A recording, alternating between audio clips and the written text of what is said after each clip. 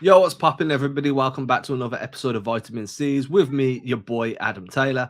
As usual, I'm joined by my homie, my compadre, my co-host in crime, Mr. Tim Sheils. What's going on, Tim?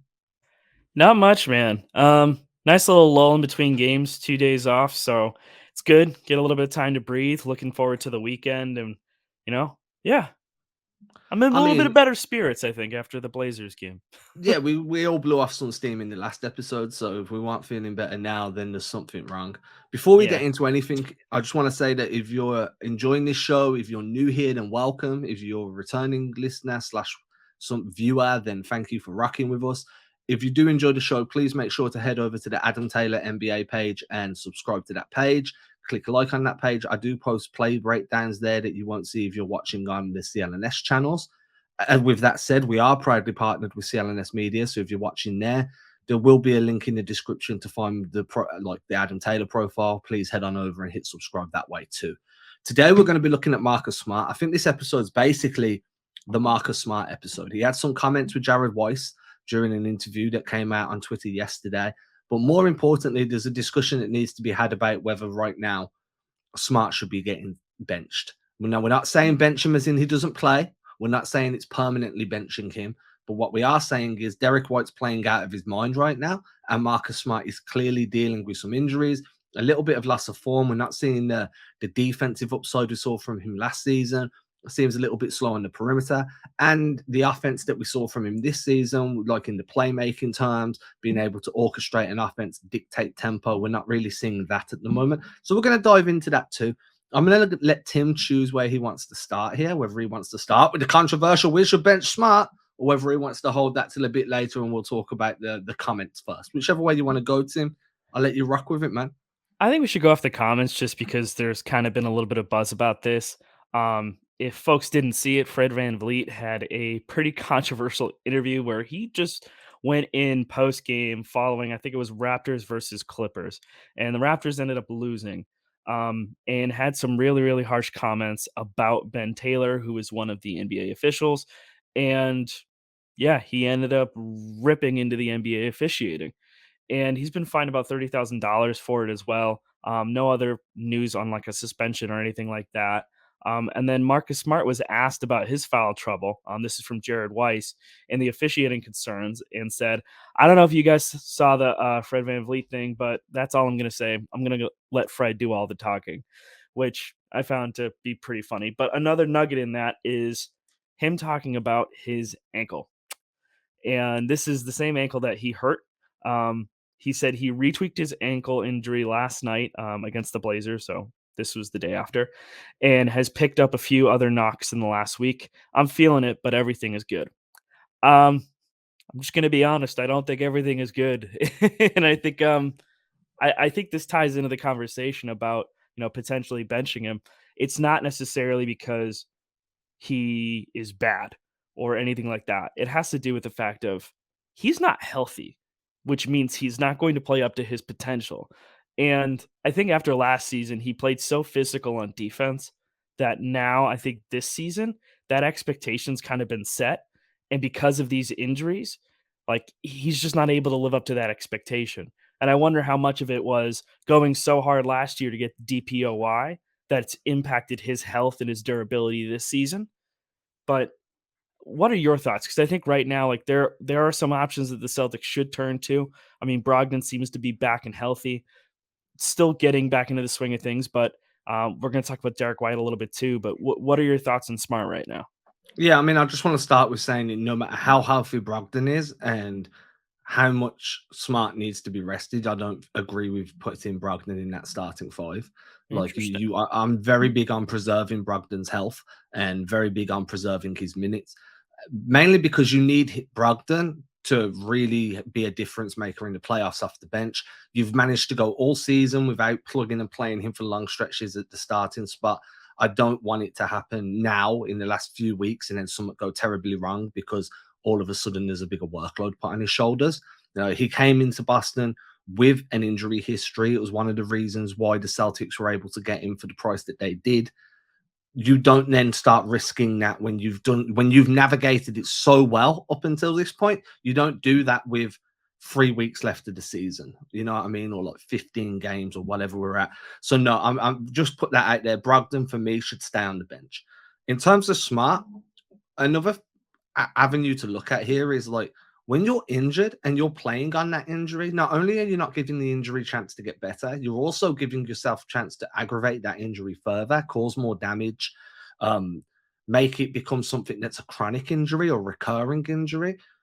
That doesn't make sense to me. Now, if Smart's saying he feels like he can play on it, then fine. You know your body. I'm not about to sit here and say what you can or can't do when only you know your body, right? And you're going to have the best medical advice available. What I would say is for the first few weeks now, you've re-aggravated it, you gave it a tweak, you can feel it. I don't see why you'd need to be on the starting five at that point. Obviously, there's something to be said about coming off the bench and going against backups. And then there's something to be said about being the starting guard going up against some elite perimeter guys. And I think that that's where the biggest question mark for me is if your ankle's hurting, are you able to stick with guys with a fast first step without fouling? Can you rotate and switch quickly enough to not create a gap that guys can shoot through? Can you navigate screens? Excuse me, my throat went hoarse and I was trying not to cough it out. But my biggest thing is like, I feel we've already seen a little bit of a drop off from Smart. His production hasn't been there.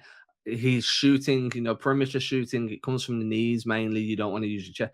But again, if your base is weak, if you're feeling a twinge in your ankle every time you go into your shooting like mechanics, a weak base leads to a weak shot.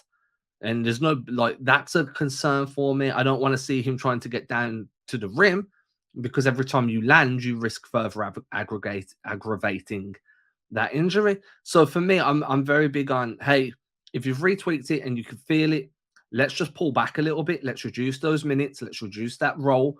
Let's put you against backup level guys where there's a little bit more of a talent discrepancy, and we'll just let you slowly heal and then ramp you back up in time for the playoffs. I think this is the time now. If you're not chasing that first seed, if you're kind of just like, yeah, we're confident in the unit we've got. If you're not chasing that first seed, I don't think this is the time to start piling on minutes and piling on work to a guy that clearly needs a few recovery weeks.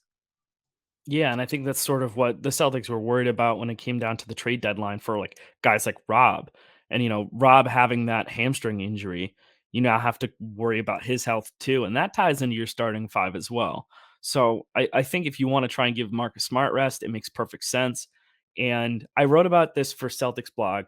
Article will be dropping today by the time this recording is out.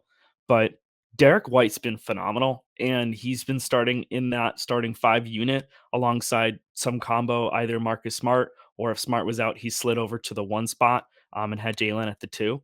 But Derrick White has been so damn impactful and dependable.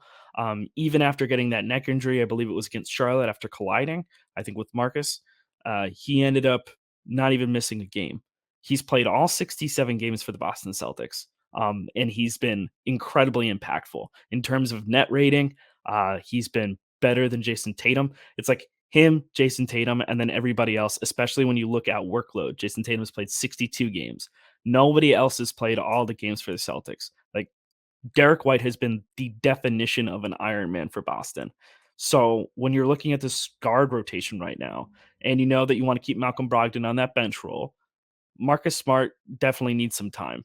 Now, you have to consider things because Peyton Pritchard now is dealing with some ankle soreness because he had a collision at the end of that Cavs game when he was driving to the bucket. I think Evan Mobley might have fallen on top of him after he went for that layup. So you have to think about that now when you're factoring it in. But it makes perfect sense to give Derrick White those minutes. It just depends on how that impacts the rest of your rotations. And if Pritchard's back in a game or two, then maybe that's something that you can, float on by for a little bit.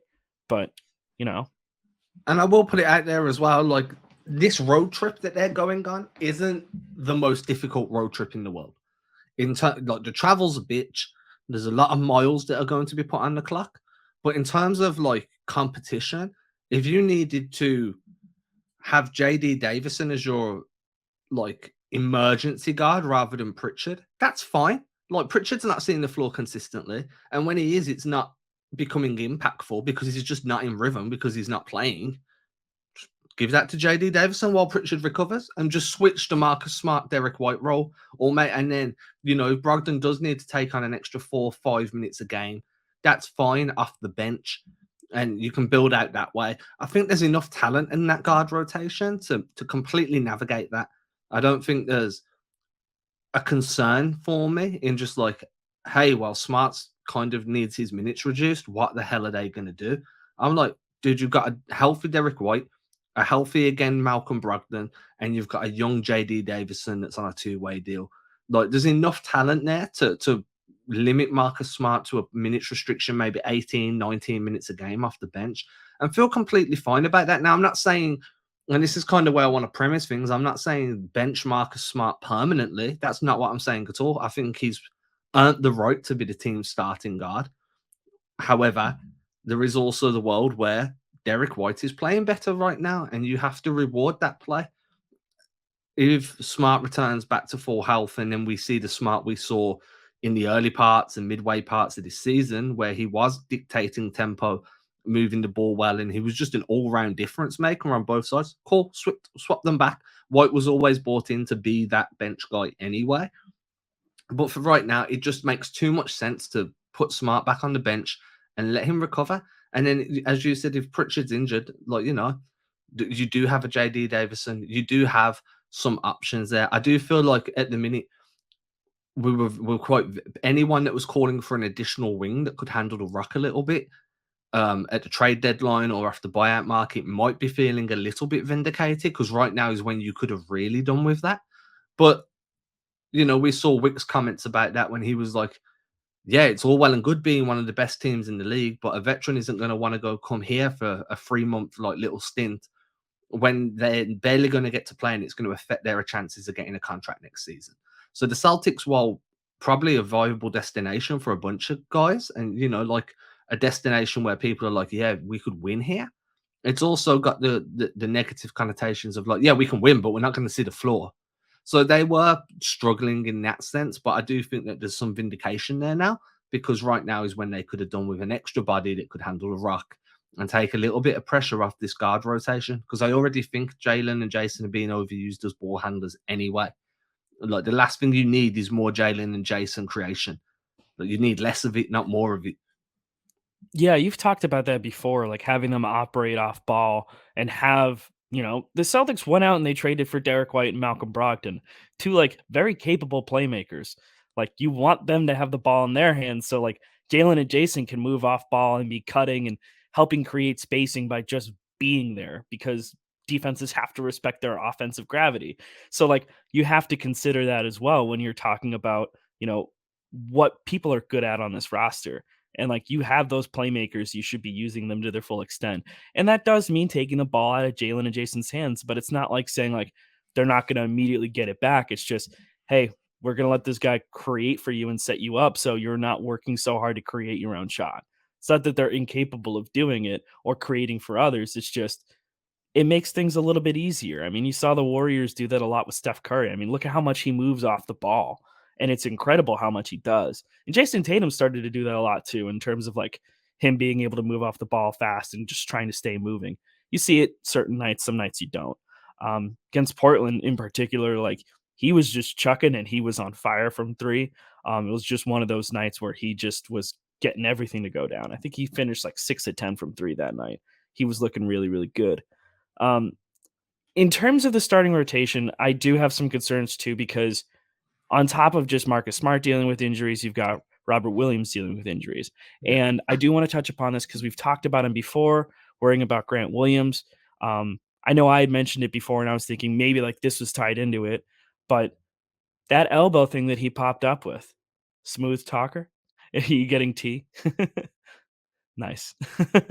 um, But Grant Williams and this elbow injury, I know that it came out, they were like, the whole thing from the Athletic saying like, "Oh, the free throws," like right like the day after the free throws, like, "Oh, he's dealing with, you know, some kind of tendon strain and there's muscle soreness in that shooting arm. I thought that there was something going on there for a while. I mean, he popped up randomly on an injury report in early February, and then you never heard of it again outside of him saying, "Oh, I don't know how much I'm able to say" at the time. So, how much do you think that's really impacting him? Is it something that needs to be concerned about? And especially when you talk about adding another wing or something like that, Grant Williams is now dealing with like a pretty serious injury that's impacting his ability to help the Celtics.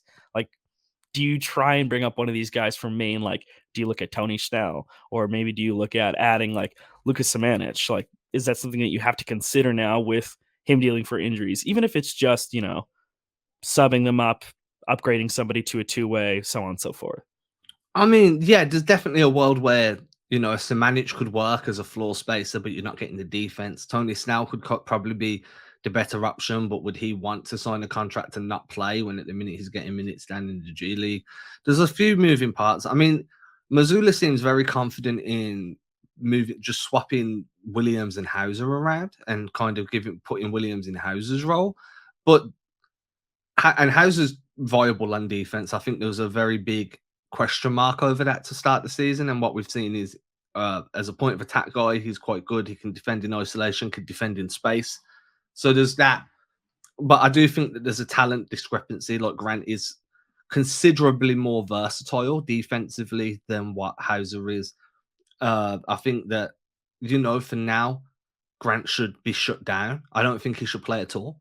Like if you're injured and it's got to the point where your role has been significantly decreased and now you're getting minutes in garbage time, but you're still playing with an elbow injury, why play at all? Why like against the Blazers, he played what, 12 minutes? Did he play the entire of the fourth or half of the fourth or something? He played 12 minutes, like, on the button, actually. I remember because I was Yeah. doing the stat lines for the post-game show for CLNS, but, yeah, he I'm did like, just not don't play him. he literally didn't play, and I like, how much of that is, like, does that destroy his confidence, or is that just like, "Hey, we know you're dealing with an injury," like, and the perception of that? Because like, there's a whole conversation about, like, is Joe Mazzulla punishing Grant Williams for struggling, or is it just, we know he's dealing with something, and now that is public knowledge, like, we have to kinda manage his workload even more now. Yeah, but just shut him down. Like, if you're gonna, because as you said, if you're risking the confidence, shots aren't falling because the elbow's hurting. Well, eventually that's gonna get in the shooter's head. I'm slumping. You know what I'm saying? You're not really doing the same job you were on defense because you're favoring your arm and like you're trying not to take contact on that. Again, that's gonna play with your confidence. Having reduced minutes and seeing yourself only playing in garbage time is gonna hit your comp. Just shut him down. Let him recover, bring him back, give him a small spot in the rotation, and then build out from there. I don't understand why he's still playing if he's playing with an injury that's obviously already seen to a huge decrease. I'm sorry, but I try really hard not to laugh when the cat's on you, Yeah, but he's I always jumped up find it like funny. 3 times. This is what happens for anyone who's listening to audio. My cat Luke is very friendly and very affectionate, and he has jumped up a handful of times now while we're recording, but this is what happens when I leave the door open, but Yeah, I mean, he's just playing. It's not yeah. causing no problems, No, dude. absolutely not. So my question is too, like if you're not gonna if you're gonna rest him, you rest him. And maybe this is where you start to get Mike Muscala more into the mix consistently. I know that I think he was dealing with some kind of tendinopathy, so tendonitis in his knee. But that was just like one game blip, and then he wasn't on the reports anymore. So, like, do you try and get him a little bit more settled in now at this point? Because you Yeah. sort of he doesn't provide the defense, but he provides the floor spacing that you want out of Grant, and that And you he's quite kind of mobile as well. He gets up and down the floor yeah, significantly well. Like, exactly, I've yeah, got no concerns about his lateral movements. No, yeah, vertical movements. Sorry. vertical, I had to think then. omnidirectional. I'm so used to talking about lateral movement on defense that I just forget there's also a vertical axis. Um, no, I'm down for that. I think that you made a move to trade for him. He was the guy you pivoted to once Jakob Pertl went to Toronto. We all knew he was going to be a backup guy, but right now, one of your starting rotation is injured, and your job is to play backup. So let's see you. I'm not against having Muscala in the rotation. I just want to make sure that Grant Williams is being given the best opportunity. Because don't forget, every bad performance now is going to have an impact on his contract negotiations. And I'm all for getting paid. You know, if you can go get that paper, go get that paper. I'd like it to be with Boston. But at the moment, this recent stretch, should that become the norm again, and you struggle all through the regular season and then you struggle in the playoffs, by which point, let me just remind everybody, Grant was a big part of the Celtics making that finals run last year. You know, if he struggles in the playoffs as well, then the check's not going to have as many zeros, or it Well, might, sorry, go ahead. So I'm just like, I want him to play well. I want him to go get paid, man. Yeah, I want him to get paid too. I think the Twitter discourse around it is pretty funny because like everyone's like he's just every single time he's playing, he's losing money. And now we saw that report that he apparently got offered 4 years, $50 million, and declined it.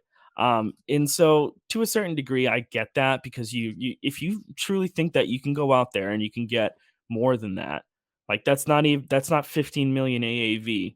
That's not annual average value of $15 million. You're looking at 4 years, 60 million if you want to get that 15 million. And there was points in time where people are saying like he could get up to $20 million, or at least that person being Grant Williams thinks that he can get up to $20 million. That ship's probably sailed unless he goes on an unreal run. And that's just not going to happen right now if he's hurt. Like in the playoffs, if he's healthy, he's incredibly impactful. Like you said, he was a huge part of that finals run. Like he was so important to that. No, that game 7 against the Bucks is going to live on. Like that's like the Kelly Olynyk Wizards game. Like that, it's iconic. He went out there, he did exactly what you needed him to do, and he was crushing it from 3-point range. If his shot's not there and he's not able to do certain things, like I think right now it's like he's having problems turning his wrist in his right hand. Like Yeah, that's it's like, part that ties into it. Like what? Yeah, how can you play like that? How are you expected to play and contribute at that level if you're and why dealing are with you that kind of being injury? played? Why are you being put on the floor? This is my question. Like, let's Yeah, start taking care of these guys. There's 3 weeks till the playoffs, there's or no a reason to couple. rush it. No, Rest him. so that's my biggest thing at the moment. There's a couple of guys playing with some bumps, and there's just no reason for them to be on the floor. No I reason get at it. all. You want to win as many games as possible. You don't want to fall down the standings too much. But guess what? You've got teams like the Warriors that are just like, yeah, we don't care where we finish. We're gonna be fine because we're Golden State, and it's such a different mentality. Like, oh, if we finish 6, it doesn't matter because we're Golden State and we'll still blow teams away anyway. We're not concerned. Yet in Boston at the moment, it's, oh, we need to finish with first seed or second seed because And I'm like, no, if you feel confident that no matter what you're up against, it's like, remember Ime last year when the Celtics were like, oh, if we lose this game, we finish. I think it was third, or if we win, we finish second. And Ime's like, we don't. And who was it? And it was like, oh, if we lose this game, we have to face Brooklyn. And he's like, who And he's cares? like, here's my bench unit. He's like, because we'll have to face them anyway. We're not ducking no one. That mentality is lacking right now. That, like, from coaching down. I'm not saying it's the players. I'm saying from the coaching down. There's no one talking about we're not ducking anyone, because if you're not ducking anyone, then start resting some of these guys. Let these injuries heal and be ready to go come the postseason. It's the wrong time to be playing Russian roulette. Yeah, well, and also like just looking at shooting numbers. So like I think February 13th was when he first showed up, when Grant first showed up on an injury report, and through to now. In that time frame, he's shooting 37.5% from the field. He's only had 48 shot attempts in that time. I don't know how many games that is off the top of my head without pulling it up. Here we go. He's played in 9 games, and in those 9 games, he's had 48 shot attempts. He shot 37.1% from three, 62.5% from the free throw line. Like he's shooting sub 40 from both. And like, Everywhere.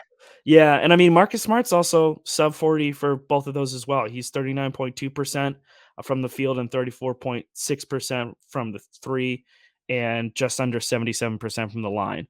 Both of those guys are clearly dealing with injuries, and like they're both really, really important to a deep run. And this is where you kind of have to stagger in these guys that you can play. Like, yeah, maybe JD Davison does take that third spot for now. Just throw him in there occasionally. Generally, like they're running between Brogdon and White, And then you look at the power forward position, you added Mike Muscala, but also Blake Griffin's been serviceable. He's Like, been solid, man. Like he's been really solid. I'm all for the Blake Griffin vibes right now. Like I think Yeah. he's been really good as a screener, as a rebounder. He can hit the shot. He hits enough of them for defenses to have to respect him from deep. Yeah. Tell that to It's not Doc. enough to be like a weapon, but it's enough to be like, yo, you got to stick with me. You can't sag off from me. And then we have seen him cut through, and there's been a few times where he's like gone for a layup, and I'm like, no, you're gliding, dude. You could jam it. You could proper jam this right now if you wanted to. And he's just choosing not to. And him converting his game to a more perimeter based a few years back when he was with Detroit is probably the reason he's still playing right now. Because if he'd been continued to be a dunker spot guy, I don't think his knees would have carried through to this point in his career. So I get that, but I'm all for the Blake vibes. I'm all for going a little bit deeper in your rotation, especially on this road trip when you're against quote unquote lesser competition, the Utahs, the Portlands. They got Houston as well. Yeah, so they've got Houston on Monday, then Minnesota on Wednesday. Friday, they're going against the Trailblazers again. That's a late game on St. Patrick's Day. That's gonna be rough. And then they've got a back-to-back, so they'll play Friday against Portland, and then Saturdays against the Jazz, and then they'll play the Kings on Tuesday. So So they'll there's have only 2 two days off in games in between. there where I'm like, yo, there's some real talent there, and that's Minnesota and obviously Sacramento. Yeah. But if you sit smart until that Sacramento game and you reduce his minutes and you completely take Grant out of the rotation, and then you come back in that sack game strong, who knows whether things start clicking or not. And that also means that you could probably move away from that double big lineup for the entire road trip. Play that 5 out, as we spoke about in the last episode. If you follow me on Instagram, it's the same thing. It's a better form of offense. They play better, they're faster, they make better decisions. They pressure the rim more, there's more paint touches. They run for more post entry actions, get Tatum at the post. Well, during that losing streak, we were barely ever seeing Tatum go to the high post and then look to create for himself out of there. They do more because they have people that can handle the extra workload. It's not a bad thing. So I'm all in. I'm all in on giving guys some rest. I'm all in on staying with a one big rotation where you're playing 5 out offense at naught with the what is it, 0.5 principle of decide what you're going to do, pass, dribble, or shoot within 0.5 seconds. And we've seen the Suns be incredibly successful with that under Monty Williams. We saw the Celtics have incredible success with that under Ime last year. Missoula's tried to build on that, but I just feel like they're stagnating a little bit now because guys are starting to play with injuries. And I just don't like the idea of playing Russian roulette with injuries this late in the season. It just screams problem to me. And Yeah, I've big got a time. big issue with Missoula's minutes management as it is. Um, so this just kind of goes on top of that for me. Yeah, I think we talked about it on last show, but I mean, Jayson and Jaylen have career highs in minutes right now. How do you Yeah, solve that? You stagger people's minutes, and that's the one thing I really, really liked about that Portland game. Jayson Tatum played like they were 30 done. minutes. They were They were done by done. like the fourth quarter. It was like But perfect. Kyle played like 24 minutes. If Joe Tibbs Missoula had his way, guys wouldn't come off the floor. There wouldn't be a timeout to bring them off the floor. Um, Yeah, don't get me wrong, I'm a big fan of what Missoula's done I do. offensively. But I like that's his my one offense. complaint is the minutes and It's the timeouts. minutes Yeah. and how you're managing these guys in terms of health wise, So those are my only two complaints. I will say this. I was on a podcast with Keith Smith yesterday, and he kind of reminded me, like, hey, he's 66 games into his professional coaching career. Look, Yeah. he's still got to figure some shit out, and Mhm. I'm very comfortable with that. He's still got, but would still be criticizing a rookie if he made the same mistake he made on day one in like game one in game 66. If you hadn't, remember when Pritchard always caught the ball with his foot on the sideline, Yeah, he always stepped on the side and out of bounds in the like corners. 25 games in, Brad Stevens is like, before we do anything, he's got to learn to catch the ball in bounds. And Mm, Brad Stevens was like, "Yo, you're making the same mistake on game 25 as what you are on game one. I got to call you out at this point." So, yeah. I feel like this has been a mistake from game one to game 66. I feel like it's fair to have an issue with it at this point. Yeah, I mean, I think if there's anything that you could really hone in on that's been a, a through line problem throughout the season, that fits the mold. It's just the timeouts and the minutes, and that's something that like part of it does come to awareness as a coach to be able to read the situations. And I think Missoula's definitely smart enough to know better. And he's had so many people bring it up to him at this point. So I think the big thing, like timeouts bother me less now than they did before, but him realizing like down the stretch against the Knicks, like I probably should have called a timeout there. Yeah, I probably should have called a timeout there. Yeah, but don't think about it in retrospect. Just do it. Yeah, or now that you thought about it in retrospect, like okay, like actually use timeouts in the future because you can't take them with you.